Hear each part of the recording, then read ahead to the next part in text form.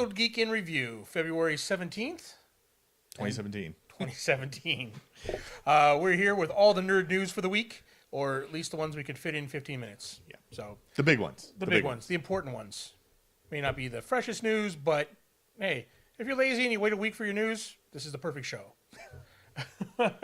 Our top entertainment story is once again Batman. There's tons of rumors this week. We're going to break it down for you. We're going to get to the heart of it. What's fact? What's fiction? What's opinion? I believe it all started earlier this week. John Campion of Collider indicated on his show that Ben Affleck wants out of the role. He wants to be done with the project. He sort of cited 3 different sources told him this. However, he even said himself, take it with a grain of salt. So this is not fact. As of this recording, Ben Affleck is still under contract. He's still going to play Batman. No official word yet. No official word. Now, this could all change. And I've been saying this for a while now. I'm pretty sure he's been distancing himself from the project since Suicide Squad. So look for that, next week's news maybe. Who knows? But as of right now, he is still set to star in. No longer direct or write. Right. And I believe John Campia said that if they don't let him out of his contract, that the Batman, the solo movie, will be his last outing as Batman. Which is kind of sad. Other rumors have indicated that Matt Reeves is directing. Now, Matt Reeves is in talks to direct. No one's signed on to direct anything yet. Right. I'm in talks with my wife to get a new car. That's going to happen or not. In talks, I mean any kind of thing. So, Matt Reeves is their number one guy. However, some other rumors is that Ridley Scott and Fede Alvarez are waiting in the wings. Things fall through with Matt Reeves. Those guys are ready to jump up. I even heard a crazy rumor that Ridley Scott's going to direct and he's going to fight aliens in Batman vs. Alien. There was a comic. Dark Horse comic crossover, DC Dark Horse comic crossover. Now, as crazy cool as that would be, that is a crazy rumor. Yeah. All right, nothing official on that. So there you have it, folks. As of right now, Ben Affleck is still playing Batman, and Matt Reeves is in talks to take over directing duties. So, and as we've seen in the last couple of weeks, anything can change on this project at any time. Yeah. So we'll keep you updated. Weekly. There will be weekly updates, I am sure, on Batman. This will be the top story for a while. And then the next story in entertainment news is early numbers are in, projections for Logan. So excited for this. They got it tracking at 60 million, which is, crazy for an R-rated movie. Yeah. It should be a nice opening. Yeah, I mean, even in the last Wolverine movies, where I think the top one was 54 or something like that, and that was a PG. Yeah. So it's going to be great. The only problem is whether or not it can. I mean, definitely when it comes out, it'll be a top spot. It's going to break in 60 million. Whether or not it has legs to stay at number one, because it's got Kong Skull Island and Beauty and the Beast in the next few weeks after that. Right. Right after, I believe, is Kong Skull Island. Then a week after that is Beauty and the Beast. So yeah, I mean, I don't think Beauty and the Beast is going to rob any watchers from Logan because they're 2 different target audiences. Yeah. So, I mean, I'll go see both of them. I want to see both of them, but yeah, I'll see all 3. None of those are going to distract from how much I will pay to see Logan. You know, how many times I'd be willing to see it and that kind of stuff. So that's true. Yeah, we will definitely see all of them, and not just because it's our job, because it's they're all 3 look cool, really cool movies. They look like they're going to be good. Also, in movie news, we have Mel Gibson is in talks to direct the Suicide Squad sequel. This is crazy. This is crazy news. I'm just like... I believe he was quoted as calling Batman vs. Superman a piece of shit. So yeah, we'll see what he thinks. He's not had a high opinion on comic book movies in interviews, but hey, maybe that's all going to change. He has directed some awesome movies. Yeah, but none of his movies are in this wheelhouse. So I'm curious to see how that epic war movies or historical dramas. Yeah, but superhero movies be interesting to see. But these talks, he's even said himself, these are early talks. Okay, so I mean, and these words came from Mel Gibson. Yeah, well, the news came out, and then he said in an interview they wanted him to confirm it, and he said, yeah, they're in talks, and they said, is it more like a third date or early first date? And he said early first date. Oh, okay. So it is it's a fact. They're talking to him about it, but it is in early stages, so anything can happen again at this point. Right. Okay. You know, and I don't believe they're going to make any big casting decisions until Wonder Woman hits. Yeah. I mean, Yeah, they may be scrapping this entire universe and starting over. Yeah, we'll see what happens here. If they're losing. If Ben Affleck wants out, and Wonder Woman's somehow a flop, then we'll see what happens in the universe. And lastly, in entertainment news, this one is awesome news if it happens, but it's a story that pops up every few years or so. Right. Bill and Ted 3. Now, like I said, normally it pops up every few years, and nothing happens. But this came from Keanu Reeves himself. In an interview on the Graham Norton show, he was saying that they're working on it. I mean, basically something about the story. They're in their 50s and they haven't written the song that saves the world yet. Oh, hey, that's a good concept. They're trying to, get these slackers waiting till they're in their 50s and someone else in the future comes back. The only problem, you can't have Rufus come back. Rufus. It's got to be somebody else. But interesting enough, on the Graham Norton show, sitting next to him was Whoopi Goldberg, who said, it should be me. I should be the one coming back and tell you for the future. That would be good. So Guinan is going to come back and there you go. All right. get them to write their song finally. But yeah, I mean, that'd be awesome if it happens. I'm excited. I'll see, that'll be good. any of these stories. Okay. Cool. Let's move on to comics then. All right. Marvel's events coming up quickly. The big event, I guess, is Secret Empire. Secret Empire. Secret Empire #1 has a variant cover that shows Captain America's Hydra costume as an action figure.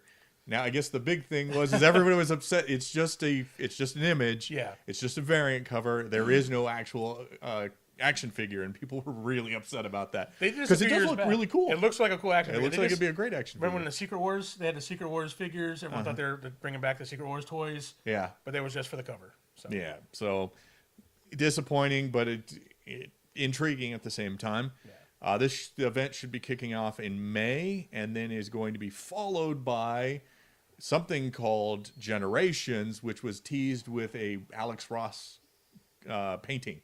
Amazing and it painting. looked really cool. Had a bunch of the iconic characters that are in right now, and their successors, I guess. So you have Captain Marvel, the old classic Captain Marvel, giving way to Carol Danvers' Captain Marvel, Captain America with Falcon as Captain America, and so on.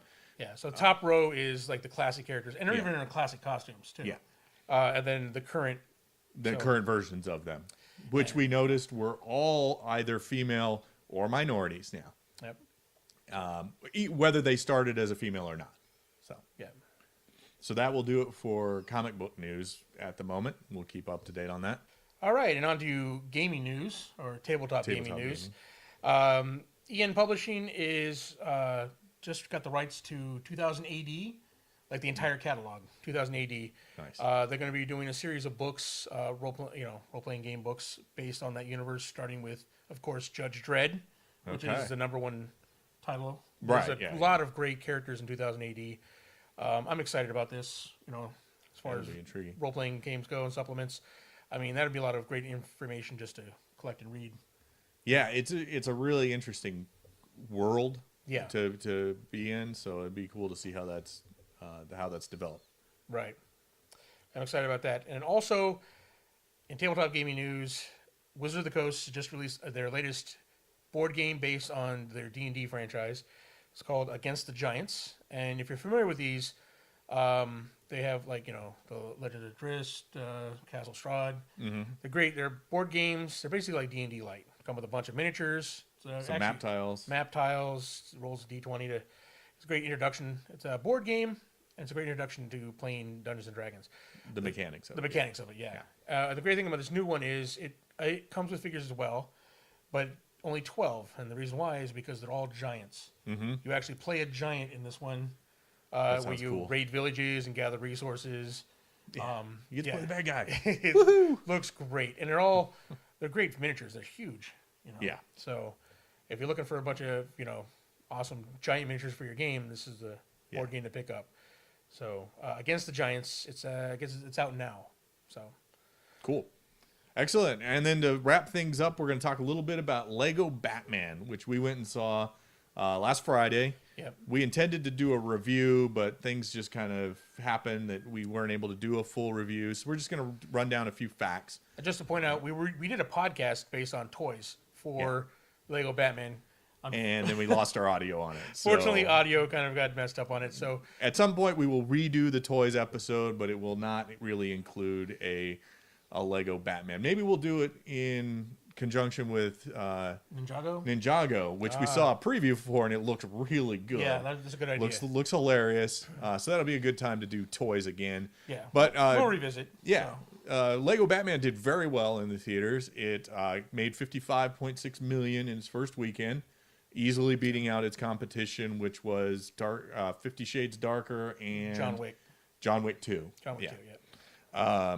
It's got a 91% fresh rating on Rotten Tomatoes, with 87% of the audience liking it. Yeah, it was a great movie. Yeah, I really enjoyed it a lot. If you liked the first Lego movie, you'll love this one. Further develops the Lego Batman character. Yeah. It's got it's got a huge cast of like all of his, no matter how ridiculous somebody was from his rogues gallery, they're there. Condiment Man. Yeah. You got every ridiculous bad guy he's ever fought is in it. You got Robin and she doesn't want to be called Batgirl unless she gets to call Batman Batboy. Yeah.